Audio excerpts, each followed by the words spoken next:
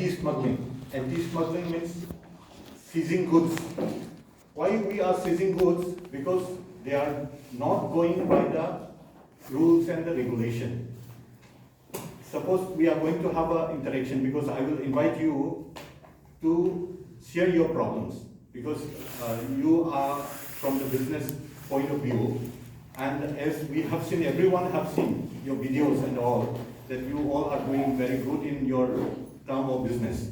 So that should be very neat and clean. So that is what we are going to help from our side also. Otherwise, what the common people are thinking about the customs is till now is only seizing goods that relates to anti-smuggling, means they are not abiding the rules and the regulation of the customs. So that's why.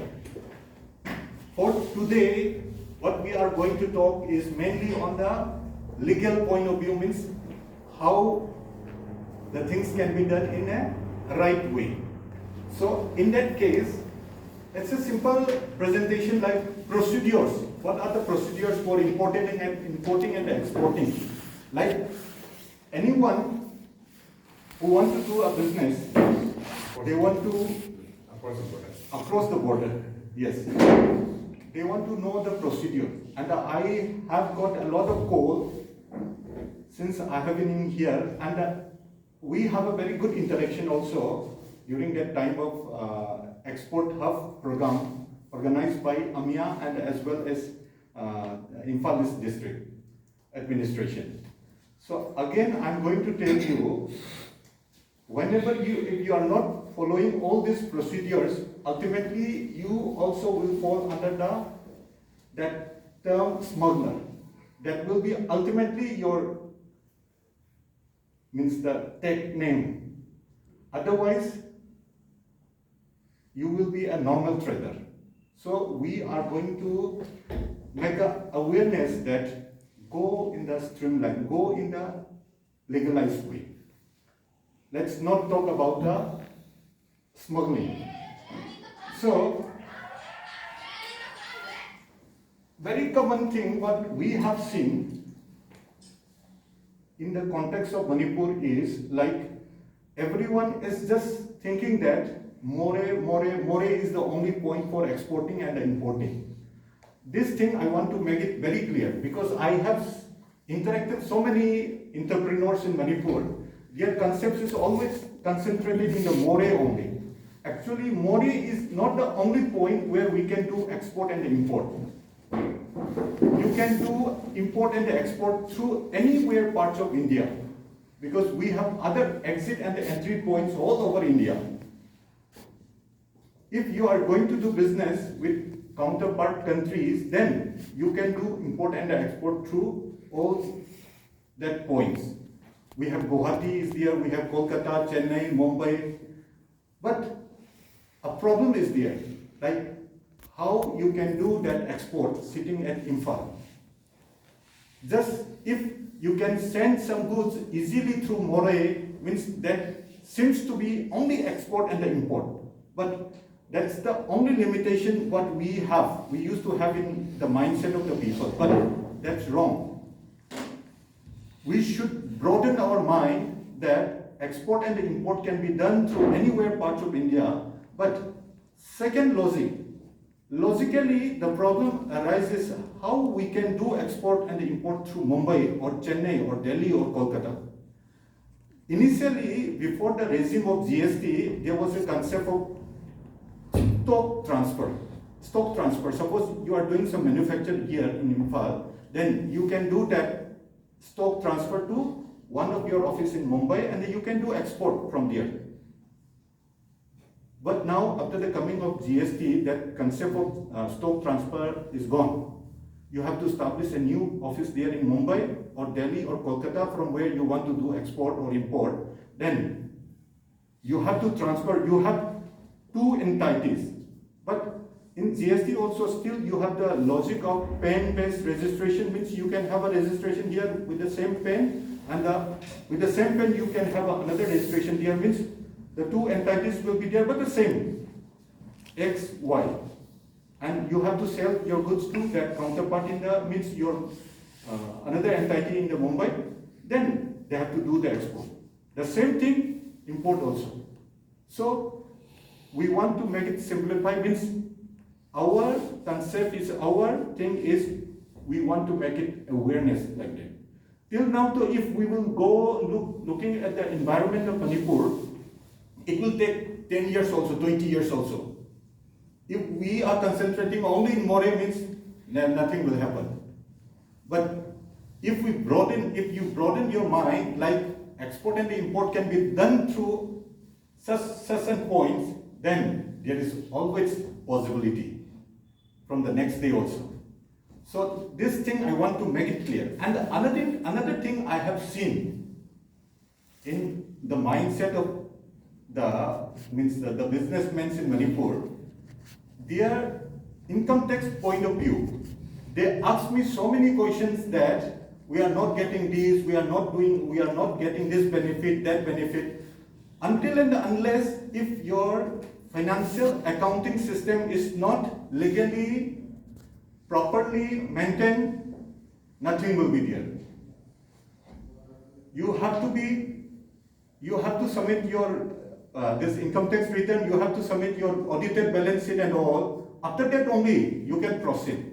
Otherwise, if you are just getting IEC certificate, see now I'm going to tell you the procedures. In that procedures, all these documents will be there, certificates will be there. You have to get all this certificate, GST registration certificate, IEC certificate and all.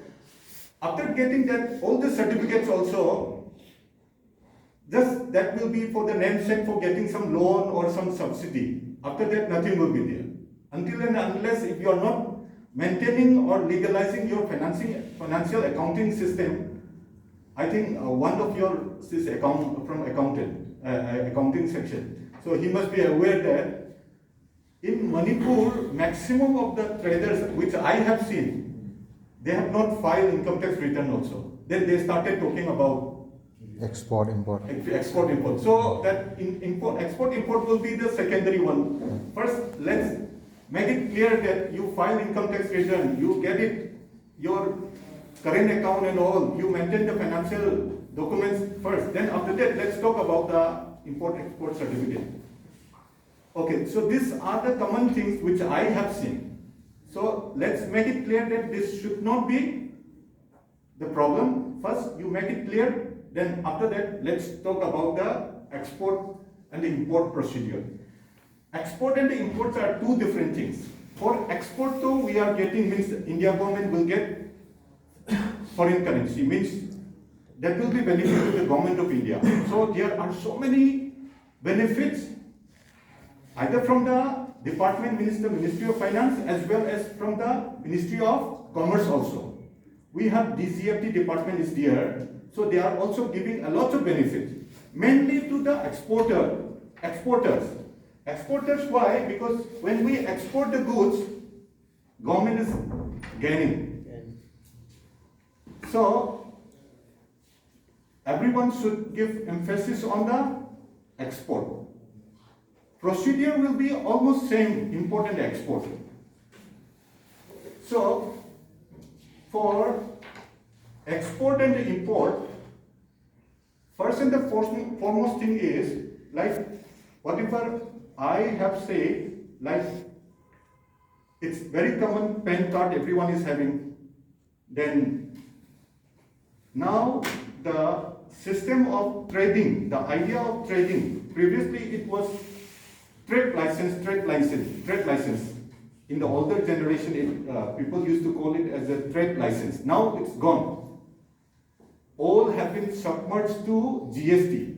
GST certificate is the only license required for any trading. If you want to do import and export also, otherwise if you are going to do interstate or intrastate, within the state also, if you are doing some business also, GST registration is very compulsory. No more trade license. So you need to have GST registration. Then after this, having this GST registration, you are eligible to do business.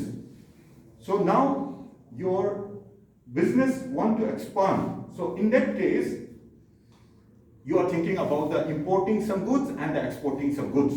Like some machinery you want to import, and after manufacturing some goods, you want to export those goods. So here comes the import-export license. Without import-export license, IEC certificate, you cannot proceed. If you